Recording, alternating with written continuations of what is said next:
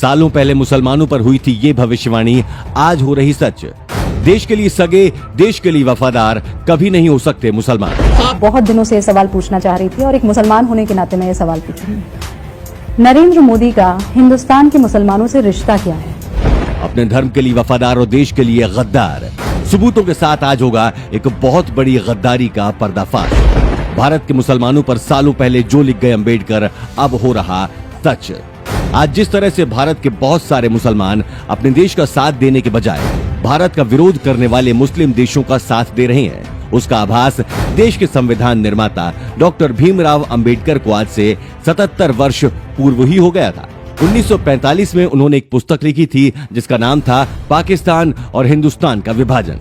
आज हम इस पुस्तक के कुछ जरूरी अंश आपको बताएंगे और इसमें कुछ ऐसी महत्वपूर्ण बातें लिखी हुई हैं जिन्हें जानकर आपके होश उड़ जाएंगे, इसलिए अपना 2 मिनट का समय जरूर दीजिएगा। इस पुस्तक के पेज नंबर 297 पर डॉक्टर भीमराव अंबेडकर लिखते हैं कि भारत चाहे मुस्लिम शासन के अधीन ना हो, लेकिन भारत के मुसलमान भारत को दारुल हर्ब मानते हैं, न कि दारुल इस्लाम। दारुल इस्लाम का मतलब होता है इस्लाम का घर और दारुल हर्ब का अर्थ होता है युद्ध का घर। यानी अंबेडकर कहते थे कि भारत के मुसलमान भारत को युद्ध का घर मानते हैं। इस्लामिक सिद्धांतों के अनुसार उनके लिए जिहाद की घोषणा करना पूरी तरह न्याय संगत है। इसी पुस्तक में वो ये भी लिखते हैं कि भारत के मुसलमान सिर्फ जिहाद की घोषणा ही नहीं कर सकते, बल्कि उसकी सफलता के लिए विदेशी इस्लामिक ताकतों की मदद भी ले सकते हैं। और अगर विदेशी ताकतें जिहाद की घोषणा करना चाहती हैं, तो इसमें उनकी सहायता भी कर सकते हैं। क्या देश के लिए ईमानदार नहीं मुसलमान? भारत के मुसलमानों के लिए ये विचार डॉक्टर अंबेडकर के थे।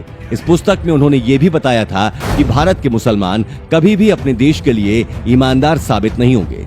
इस किताब के पेज नंबर 337 पर वो लिखते हैं कि इस्लाम धर्म एक बंद खिड़की की तरह है जो मुसलमानों और गैर मुसलमानों के बीच भेदभाव करता है।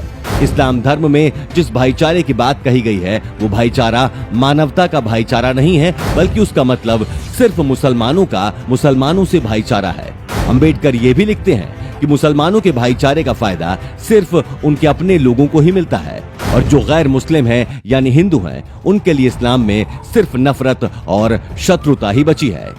अपने धर्म के लिए वफादार होते हैं मुसलमान।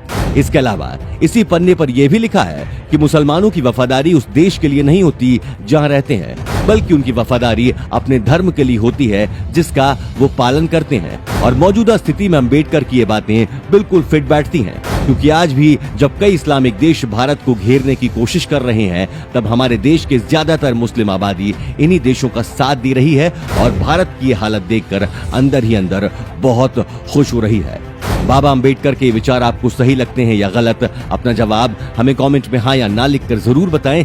साथ ही इस वीडियो को शेयर जरूर करें। धन्यवाद।